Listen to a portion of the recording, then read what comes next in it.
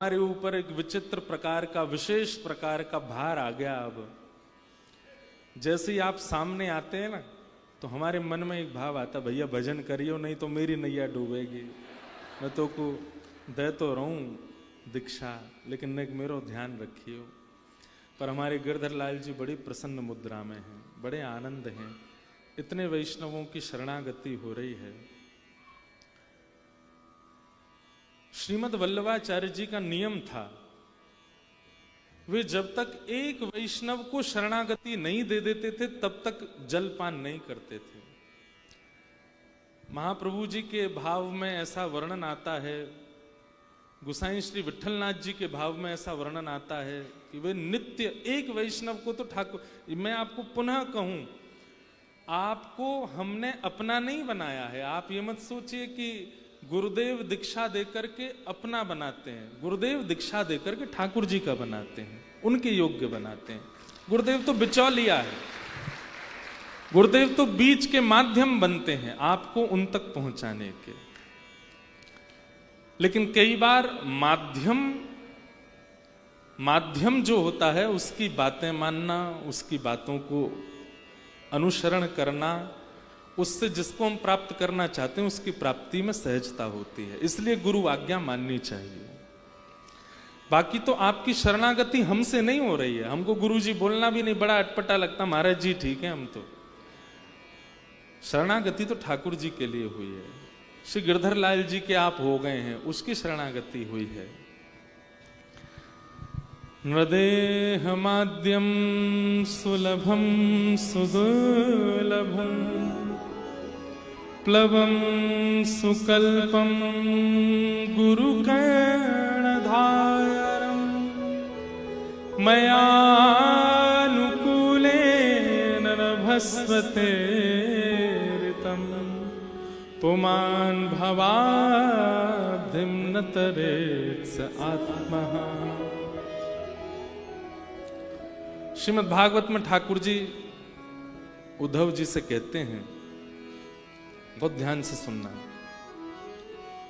उद्धव मेरी सबसे पहली कृपा क्या है मानव के ऊपर?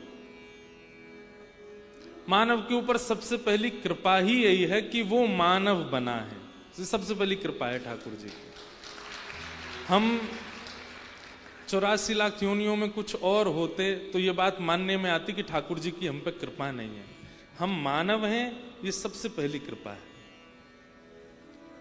ठाकुर जी कहते हैं मेरी दूसरी कृपा क्या है मानव के ऊपर? बोले प्लवम सुकल्पम गुरुकर्ण धारम।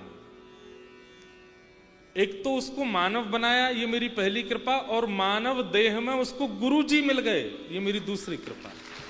उसको गुरु प्राप्त। गुरु शब्द का अर्थ क्या है? गुरु शब्द का अर्थ क्या है? समय क्या हो गया भैया? 4:15। आज एक क्रम और होना है। हमारे छोटे बालकों के लिए उनका धर्म के प्रति रुझान बढ़े, धर्म के प्रति उनकी इच्छा बढ़े, उसके लिए बड़ी सुंदर 3D एक महाअवतार नरसिंह करके एक पिक्चर आ रही है, महाअवतार नरसिंह, और उस पिक्चर का ट्रेलर यहां लॉन्च होगा कथा में। तो शब्द पिक्चर थोड़ा अटपटा है, लेकिन मैंने उसका थोड़ा सा भाग देखा था। जो उसके क्रिएटर हैं, जिन लोगों ने 5 साल मेहनत करके उसको बनाया, वो सब बैठे हैं यहाँ पर। इन सब के लिए आप लोग अभी तो हमारी बात सुन के ताली बजा रहे हो, लेकिन जब वो पिक्चर का आप अंश देखेंगे उसके बाद आप खुद ही ताली बजाओगे। और पता नहीं उसमें वो अंश है कि नहीं जो मैंने देखा था। अगर वो होगा तो आप रो ही देंगे। मैं आपको बस इतना बता दूं, जैसा मैं कथा कहते समय प्रहलाद जी का चिंतन करता हूं, वैसे ही प्रहलाद जी हैं उसमें, बिल्कुल वैसा ही स्वरूप है। तो श्री प्रहलाद जी महाराज का और विष्णु पुराण, श्रीमद् भागवत आदि ग्रंथों से नृसिंह अवतार की कथा सुनकर पढ़कर के आप लोगों ने उसका निर्माण किया है। जिस समय वो पिक्चर लॉन्च होगी तब तो हम ऑस्ट्रेलिया में हैं, लेकिन हमने वचन दिया है कि वहां जितने वैष्णव हैं सबके साथ देखने जाएंगे, ऑस्ट्रेलिया में भी। और आप सबसे भी हम निवेदन करेंगे, कौन सी तारीख है? 25 जुलाई आगामी को सारे थिएटरों में वो पिक्चर आएगी। और उस पिक्चर का सबसे अच्छा नियम पता है क्या है? पिक्चर देखने आने वाले लोगों को पादुका उतार करके थिएटर में जाना है। आप चप्पल जूते पहन करके वहां नहीं जा सकते, क्योंकि जैसे ही नृसिंह भगवान प्रकट होंगे आपकी इच्छा होगी कि आप उनको प्रणाम कर लो। इतना अद्भुत आप लोगों ने 3D उसका निर्माण किया है। तो आज उसका भी लोकार्पण, उसका ट्रेलर लॉन्च यहीं होगा 5:30 बजे। 5:30 बजे होगा। तो हम थोड़ी देर में अपनी बात पूरी करते हैं, फिर पूज्य गुरुदेव भगवान विराजेंगे। गुरुदेव भगवान जब विराज जाएंगे तभी ट्रेलर लॉन्च करेंगे, ठीक है? तो पहली कृपा क्या है मेरी? कि मैंने मानव बनाया, ठाकुर जी कहते हैं। दूसरी कृपा मेरी यह है कि मैंने जीवन में गुरु प्रदान किया। गुरु शब्द का अर्थ क्या है? गुकारस्तु अंधकारस्यात् रूकारस्तु निरोधकः। जो हमारे हृदय के अज्ञान को, जो हमारे हृदय के अंधकार को अपनी उपस्थिति से, अपने दर्शन से, अपनी वाणी से, अपने ज्ञान से दूर कर देवे, उसको गुरु कहते हैं। बंधु एक बात बताएं, अगर आपको प्रश्न पूछना पड़ रहा है और गुरुदेव को उत्तर देना पड़ रहा है, तो इसमें कहीं ना कहीं शिष्य के शिष्यत्व में लेश है। आपको पूछना नहीं पड़ेगा, आप सोच करके तो आए हैं कुछ पूछना है, लेकिन जैसे ही गुरुदेव के सन्मुख आएंगे उत्तर उनके दर्शन से ही मिल जाएगा, मन में समाधान हो जाएगा। अभी ताली नहीं बजाओ, समझो पहले पूरी बात। अगर आप अपने शिष्यत्व को नापना चाहो कि भाई हमारा शिष्यत्व कैसा चल रहा है, हमारे गुरु मंत्र की अवधि कैसी चल रही है, तो संशय चित्त में लेकर के गुरु जी के पास जाओ कि हमको ये पूछना है। अगर गुरुदेव के स्मरण से संशय दूर हो जाए तो समझ जाओ कि आपके शिष्य की स्थिति बहुत ऊंची है, कि आपके चित्त में जिज्ञासा प्रकट होती है और आप दूर बैठे बैठे ही नेत्र बंद करके अपने गुरु का स्मरण करते हैं, गुरु मंत्र का जाप जैसे ही करते हैं, आपके संशय का समाधान हो जाता है। तो समझो कि आपके शिष्यत्व तो बहुत ऊंचा है। लेकिन गुरु का स्मरण करके, गुरु मंत्र का जाप करके भी समाधान नहीं मिले तो फिर गुरु घर जाओ, जहां पे भी गुरु जी हैं वहां जाओ और मन में सोचो ये पूछना है, ये पूछना है, ये पूछना है। लेकिन जैसे ही गुरु जी सामने आवे, उनके दर्शन से आपकी जिज्ञासा निवृत्त हो जाए, तो समझ जाओ आपकी शिष्यत्व मध्यस्थता में है, मध्यम स्थिति में है। लेकिन गुरुदेव के दर्शन से भी संशय निवृत्त ना हो, पूछना पड़ जाए, तो समझ जाओ अभी प्रारंभ स्थिति में है। अभी हमें बहुत भजन करना है, अभी हमें बहुत नाम ध्यान है, अभी हमें बहुत कुछ जीवन में प्राप्त करना है। सबसे पहला गुरु स्मृति। गुरु स्मृति संशय का निवारण करेगी। स्मृति से निवारण ना हो तो दर्शन से निवारण होगा, और दर्शन से निवृत्ति नहीं हुई तो फिर वचनों से निवृत्ति होगी। और चौथी बात यह कि आपने संशय तो मन में रखा लेकिन पूछा नहीं, गुरुजी अपने आप ही कुछ बोल रहे थे और उसी में ही उत्तर मिल जाए, यह भी एक स्थिति होती है। गुरुजी किसी विषय पर प्रवचन कर रहे थे, आप जाके बैठ गए और आप सुनते सुनते सुनते आपको अपने संशय का उत्तर मिल गया, तो यह भी गुरु कृपा है, यह भी गुरु अनुग्रह है। तो इस प्रकार इन भावों से गुरु कृपा और अपने शिष्यत्व को नापते रहिए, कितना स्थिति में चल रहा है। तो भगवान कहते हैं मेरी पहली कृपा क्या है कि मैंने तुम्हें मानव बनाया। भगवान कहते हैं मेरी दूसरी कृपा क्या है कि मैंने तुम्हें जीवन में गुरु प्रदान किया। अनाथ घूम रहे थे, हमारा कोई नहीं था, लेकिन तभी गुरुदेव भगवान के रूप में हमको पिता मिले। बंधु एक बात बताएं, गुरु शिष्य का संबंध किस प्रकार होता है? पुत्र और पिता का। एक प्रकार से आपने दीक्षा लेकर के आप सब हमारे बालक हो गए, हम आपके पिता। बताओ कितने तो हमसे बड़े बड़े हमारे बालक हैं। कई सारे हमारे शिष्य तो बेचारे 80-80 साल के, वैसे ज्यादातर तो छोटे ही हैं लेकिन एक दो बड़े भी हैं। 80 साल का लाला, 28 साल के पिताजी। तो गुरु और शिष्य का संबंध विशेष रूप से पिता और पुत्र का होता है, पिता और पुत्री का होता है।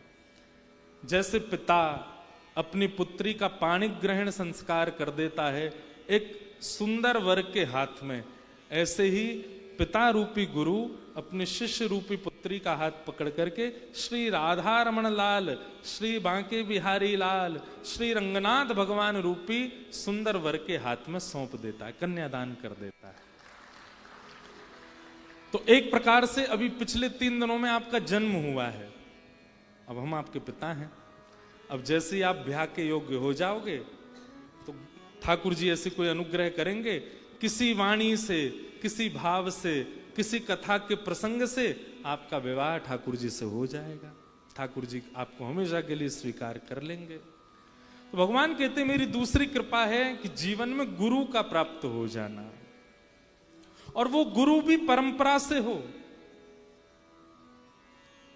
ऐसा गुरु नहीं, हमें गुरु दीक्षा देने के लिए 10 साल लग गए।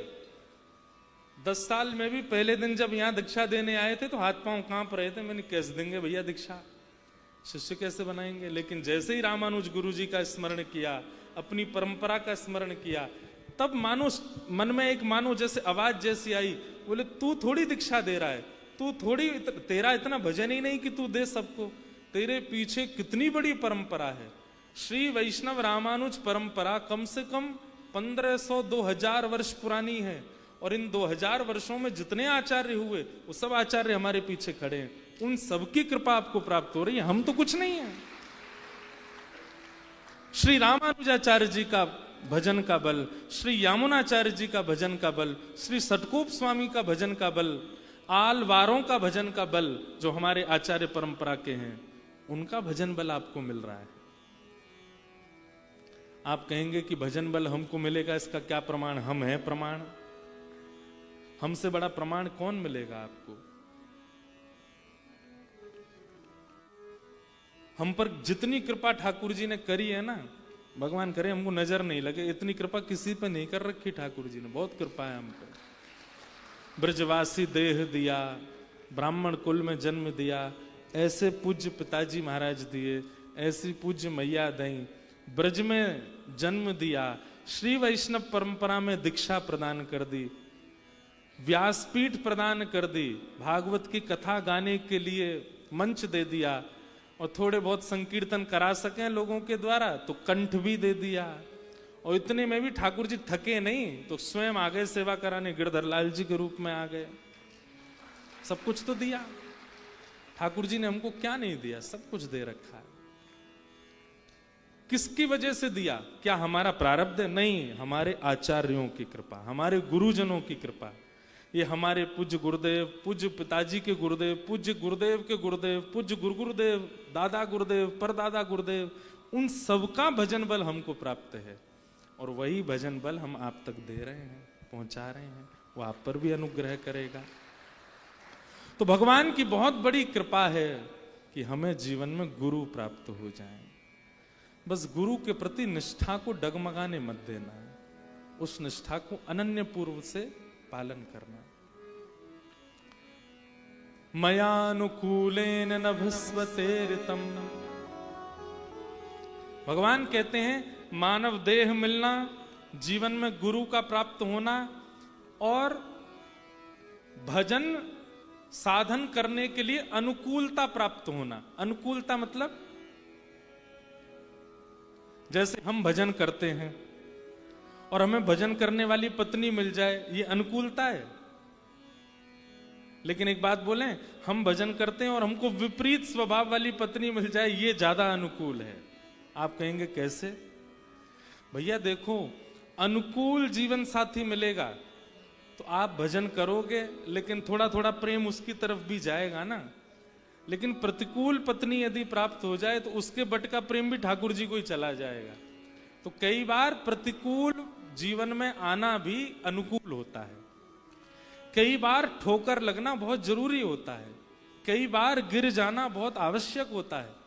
कोई व्यक्ति गाड़ी चलाना जानता है और जीवन में उससे गाड़ी कभी कहीं छुई नहीं, टकराई नहीं, तो समझो कभी ना कभी तो टक्कर मारेगा। लेकिन एक बार यदि गाड़ी टकराई होगी तो वो सावधान हो जाएगा कि भाई मुझे सावधानी से चलाना है, कहीं छुए ना, टक्कर लगे ना। एक बार जीवन में प्रतिकूलता आना आवश्यक है। तो भगवान कह रहे हैं मयानुकूलेन नभस्वते ऋतम। अब इसमें मयानुकूल का अर्थ क्या है? तुम जो चाहते हो वो अनुकूल नहीं है, ठाकुर जी जो चाहते हैं वो अनुकूलता होती है। आप तो ये चाहते हैं करोड़ों का मुनाफा हो जाए, बंबई में कोठी बन जाए, खूब कमावे, ये भी प्राप्त वो भी प्राप्त, ये तो आप चाहते हो। लेकिन ठाकुर जी कहते हैं नहीं, फ्लैट में रहना है, रात्रि के भोजन हो जाएं तो सुबह के भोजन की चिंता होनी चाहिए, बच्चे रोएंगे उनके उचित शिक्षा की व्यवस्था होनी चाहिए, उसके लिए मेहनत करनी पड़ेगी। ठाकुर जी ने ये सोच रखा है। तो मयानुकूलेन मतलब ठाकुर जी वहां कह रहे हैं मेरी अनुकूलता में रहने लग जाए। जो मैं चाहूं उसको स्वीकार करके अपने जीवन में प्रसाद मान करके उसका पालन करने लग जाए, ये तीसरी कृपा है। आप ठाकुर जी से शिकायत नहीं करते हैं, जो प्राप्त हो जाता है उसमें कहते नाथ इसमें भी आपने कुछ भला ही सोचा होगा, कुछ अच्छा ही विचार किया होगा, मैं इसे स्वीकार करता हूं। मैं हमेशा कथा में एक बात कहता हूं कि अपने जीवन की हर परिस्थिति को प्रसाद मानो।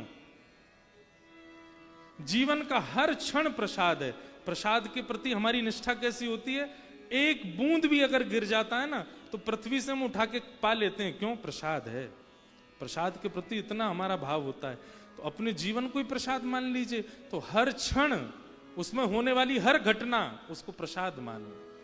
ठाकुर जी शायद कुछ दिखाना चाहते हैं, कुछ बताना चाहते हैं, इसलिए ऐसा कर रहे हैं।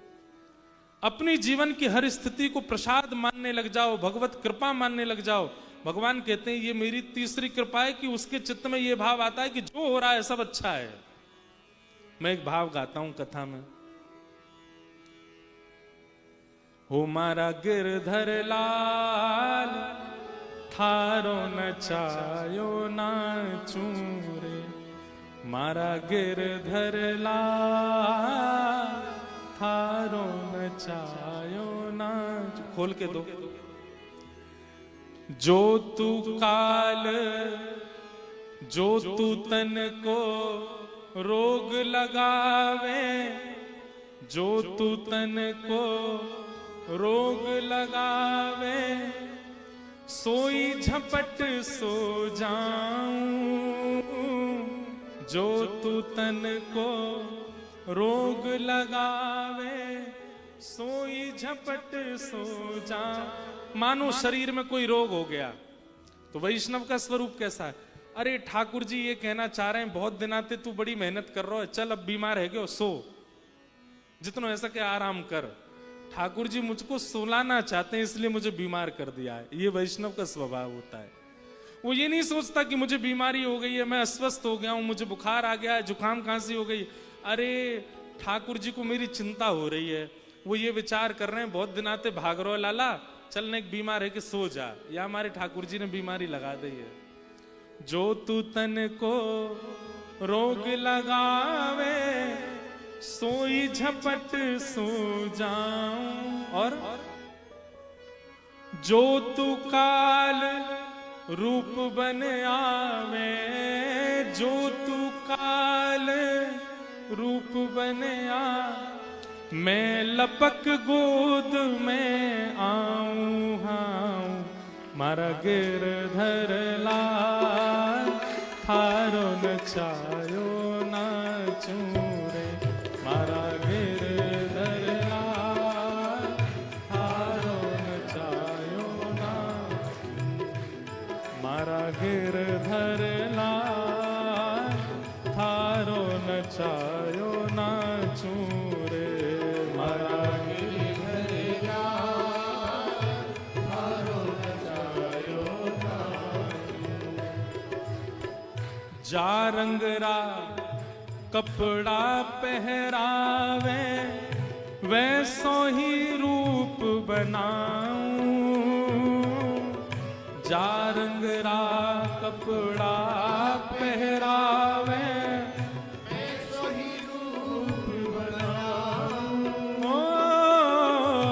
जा रंग रा कपड़ा पहरावे वैसो ही रूप बनाऊं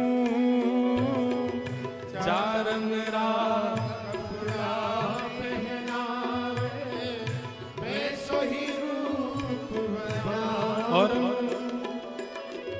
जैसो बोल बुलावे मुख सो जैसो बोल बुलावे मुख सो जैसो बोल बुलावे मुख सो जैसो बोल बुलावे मुख मैं वैसी बात सुनाऊं सुनाऊं मारा गिरधर लाल थारो नचायो नाचू मारा गिरधर लाल थारो नचायो नाचू हे मारा नटराजा थारो नचायो नाचू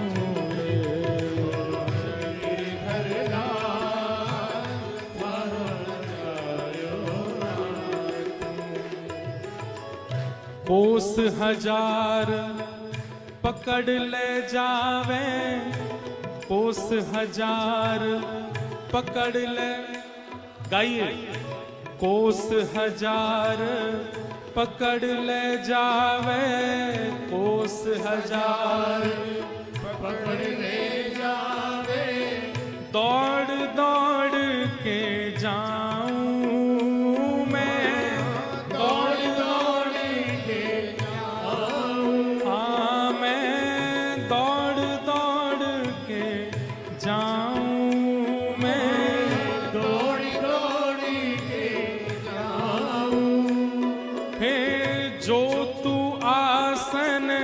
ऊपर बिठावे जो तू आसन ऊपर बिठावे जो तू आसन ऊपर बिठावे जो तू आसन ऊपर बिठावे मैं मुख को नाही हिलाऊं हिलाऊं हरा गिरधर लाल थारो नचायो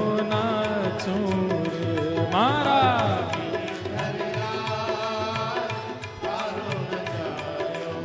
और इस पूरे प्रसंग की सबसे सुंदर बात घर का प्राणी कहा ना माने मन मन खुशी मनाऊं घर का प्राणी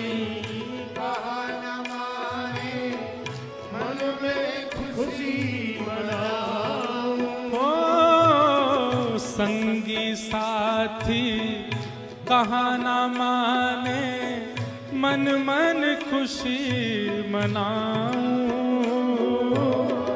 संगी साथी कहा ना माने मन मन खुशी मनाऊं घर पे ये करके देखिए घर वालों से कह के देखो सुनो भैया बोले क्या बोले थोड़ा घर का रंग बदल दो घर वाले कहें जैसे तुम कहो घर वाले से कहो जाकर के आज दाल चावल बना दो दाल चावल बन जाए तो कहो नहीं इडली बनाओ जो आ गया इडली बन जाएगी तो चिंता करना ये इतनी बात क्यों मान रहे हैं मेरी ये मैं जैसे चाहता हूं वैसे कर क्यों रहे हैं ये मुझे रोक क्यों नहीं रहे टोक क्यों नहीं रहे भैया भक्ति बड़ी उल्टी चीज है यहां पर अनुकूलताएं नहीं होती हैं प्रतिकूलता ही होती है यदि सब अनुकूल अनुकूल अनुकूल हो रहा है ठाकुर जी से कहना जय जय क्या चल रहा है आपके दिमाग में ये सब मेरी बात क्यों मान रहे हैं मैं जो चाहता हूं सब करने क्यों लग जाते हैं कोई मुझे रोकता क्यों नहीं है कोई मुझे टोकता क्यों नहीं है इसलिए भैया घर के लोग अगर आपकी बात नहीं मानते नहीं सुनते तो हाँ मन मन खुशी मनाऊं मैं मन मन खुशी मनाऊं, ओ मैं मन मन खुशी मनाऊं, मैं मन मन खुशी मनाऊं। और हे थारे इस मंगल विधान में, थारे इस मंगल विधान में, थारे इस मंगल विधान में, थारे इस मंगल विधान में काहे टांग अड़ाऊं अड़ाऊं। मारा गिरधर लाल थारो नचायो नाचो रे, मारा गिरधर लाल थारो नचायो नाचो। हे मारा नट राजा थारो नचायो नाचो रे, मारा नट राजा थारो नचायो नाचो। हे मारा गिरधर लाल थारो नचायो नाचो रे, मारा गिरधर लाल थारो नचायो नाचो। मयानुकूलेन नभस्वते ऋतम। ऐसी स्थिति हो जाए तो भगवान कहते हैं ये मेरी तीसरी कृपा है। क्यों? हर स्थिति में स्वीकार्यता आ जाना ये भी भगवत कृपा से ही होता है। हर स्थिति परिस्थिति को अस्वीकार करना ये भी एक प्रकार से भगवत कृपा नहीं है, तभी होता है। लेकिन जो प्राप्त हो जाए उसमें स्वीकार्यता आ जाए, जैसा मिल जाए उसमें स्वीकारीकरण आ जाए, ये भी भगवत कृपा है। ये तीन कृपा हैं ठाकुर जी की। पहली कृपा से तो हम सब लोग अभिसंचित हो गए हैं कि हम मानव हैं। दूसरी कृपा भी कई लोगों पर हो गई है कि उनके जीवन में एक सद्गुरु हैं। और तीसरी कृपा हमें प्राप्त करनी है कि जीवन की हर परिस्थिति भगवत कृपा लगने लग जाए।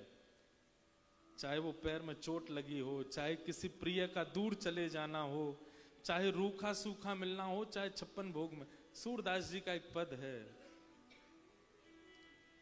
जैसे राखो तैसे रहूं, जैसे राखो तैसे रहूं। जानत हो सुख दुख सब जन के, जानत हो सुख दुख सब जन के, मुख से कछु न कहूं।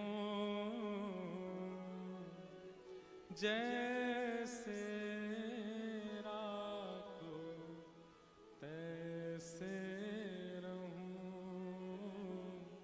जैसे राखो तैसे रहूं। हर स्थिति को स्वीकार कर लो, ये भगवान की तीसरी कृपा है। करने से आप प्रारंभ करो, फिर धीरे धीरे जो होगा सब अच्छा ही लगने लगेगा। इसमें भी भगवान की कृपा होगी, इसमें भी भगवत कृपा होगी। पुमान भवाब्धिम न तरेत स आत्महा। भगवान कहते हैं मानव बन गए, जीवन में गुरुदेव आ गए, मैं अनुकूलताएं प्रकट करने लगा, और इसके बाद भी यदि मेरी प्राप्ति तुमको नहीं हुई तो मानो तुमने अपने देह रूपी पिंजरे में बंद करके अपनी आत्मा की हत्या कर दी है। आत्महत्या उसको नहीं कहते जो हम विचार करते हैं। आत्महत्या ये है कि जीवन प्राप्त करने के बाद, गुरु प्राप्त करने के बाद भी मृत्यु से पहले भगवत दर्शन नहीं हुआ, वो आत्महत्या है। आज आप लोगों ने यहां दीक्षा ग्रहण की, कल दीक्षा ग्रहण की, और कई हमारे गुरु भाई गुरु बहन हैं जिन्होंने पूज्य गुरुदेव से पहले से दीक्षा ले रखी है। आपके जीवन का उद्देश्य क्या है कि अंतिम श्वास आवे उससे पहले पहले भगवत दर्शन हो जाए।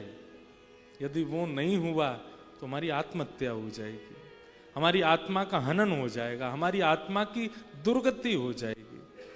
इसलिए जितने भी हमारे गुरु भाई गुरु बहन बैठे हैं, जो हमारी गुरु परंपरा का चरम मंत्र है, तीसरा मंत्र, रोज रात्रि में ठाकुर जी के चरण पकड़ के बोला करो। गीता जी का श्लोक है, उसको नित्य कहा करो कि हे ठाकुर जी, अब हमने तो सबको बताया यहां बैठ करके क्या करना है, उसको रोज कहो ठाकुर जी से कि ठाकुर जी अंतिम श्वास आवे उससे पहले पहले आप दिख जाओ, उससे पहले पहले आपका साक्षात्कार हो जाए, आपके दर्शन हो जाए, ऐसी कृपा करो।